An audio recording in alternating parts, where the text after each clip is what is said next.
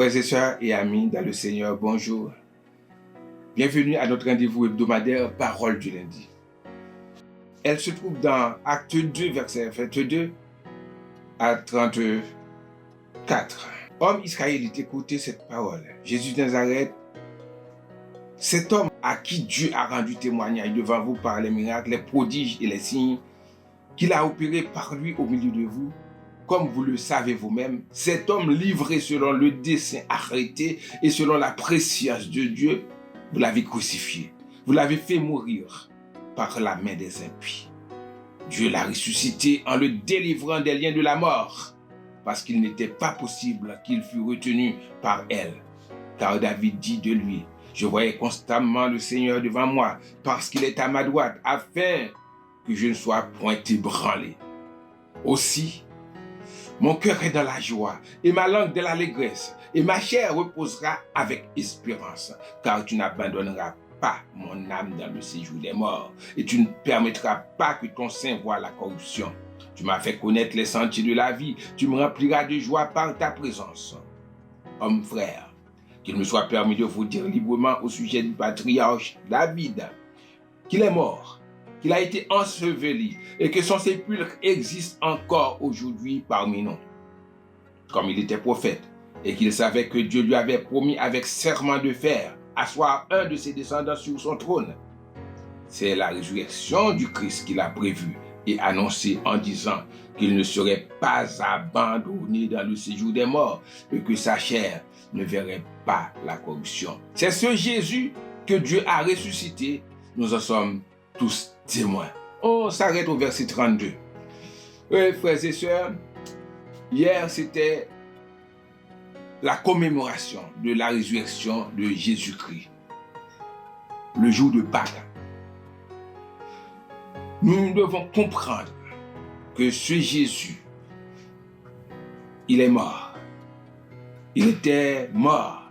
Il est ressuscité pour donner la vie. Il est mort pour les péchés de l'humanité. Et ce n'est pas un hasard.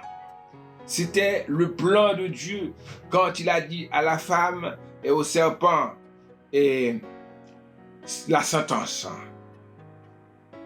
Je mettrai une inimitié entre toi et la femme, entre ta postérité et sa postérité. Celle-ci t'écrasera la tête et tu lui blesseras le talon. Alors, oui, Jésus était mort pour nos péchés. On l'a crucifié, on l'a maltraité.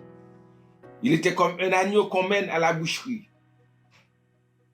Cette chose est arrivée par les Juifs qui ont livré Jésus aux Romains. Vous l'avez fait mourir à 10 pierres par la main des impies. Mais Dieu l'a ressuscité. Alléluia. Dieu l'a ressuscité en le délivrant des liens de la mort. Il est mort pour nos péchés, brisé pour nos iniquités, mais il est ressuscité pour nous donner la vie. David avait prophétisé en parlant de lui, de la résurrection de Jésus. Frères et sœurs, la question que j'aimerais vous poser, est-ce que Jésus vit dans votre cœur? Sinon, vous êtes mort à cause du péché. Jésus est ressuscité pour nous donner la vie.